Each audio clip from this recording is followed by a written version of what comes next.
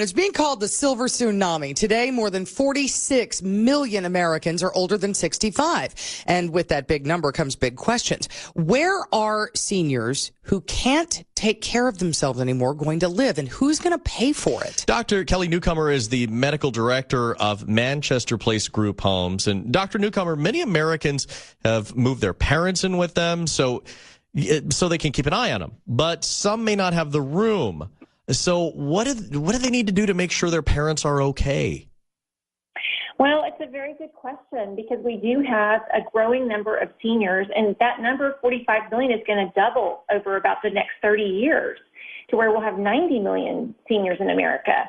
And the problem is, like you said, some of us who have delayed having children, we're taking care of our parents. At the same time, we're still raising our own children.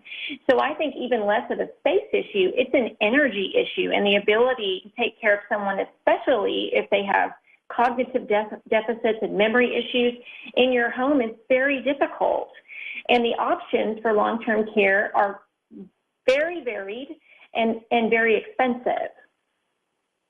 Well, and that's the thing. You know, some people are like, wow, I don't even know where I'm going to get the money. So adult children, what do they need from their parents to make sure that they can take care of their parents? Well, I think there are several things that all these people should be having conversations about. Number one, I think, is to figure out for your parent what lifestyle and quality of life indicators where do they draw that line and they say when they say, don't rescue me anymore? That is a very important discussion to have because most people don't ever talk about that. And the power of attorney, your medical power of attorney and your advance directives are pretty vague language. They say things like, if I have an illness that cannot be treated, or if I have a terminal disease, but it's not very specific, and it's very hard for children to say no to health care.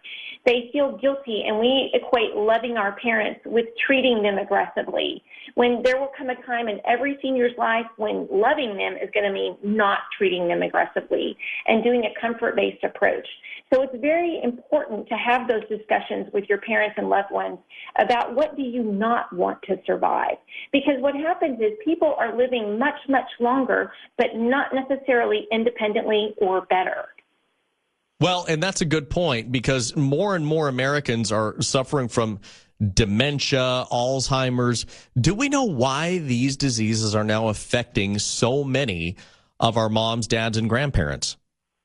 Well, I think there's a lot of issues there. First of all, people are living much longer. So whereas 50 years ago, our bodies wore out before our brains wear out, now we can keep our bodies going a long time. But we haven't really learned yet how to keep our brains going. We're just really trying to figure all that out. So we have these very much aging brains. And I know as a person of almost 50, my brain does not work nearly as well as it did at 25. So once we reach the age of 80, about 50% of Americans have some cognitive deficits or some memory issues. So we've got these people living a very long time, but their brains aren't healthy anymore. If you needed to place mom or dad in long-term care, and most of us are very resistant to that, but at some point you maybe become overwhelmed. So how do you know that long-term care is safe? We've all seen horrible videos of seniors being abused, and none of us wants our parents to go through that. No, I completely agree. And I think the problem is we, as the children of adult patients, don't often know the questions to ask. And so on our website, manchesterliving.com, there's a list of questions that we give to people when they come and tour, because we're not the right answer for everybody, but you need to know the right questions to ask. Things like, not only can my mom move here, but what is going to cause her to have to move? Is this a permanent place where she can stay the rest of her life? Or is this a stopping point, and at a certain point she'll outgrow this and need more care? Those are the kinds of questions that you need to be asking so that you can be sure you're getting the right level of care. All right, doctor, thank you so much. That is Dr. Kelley Newcomer joining us on the KOGO News Live line.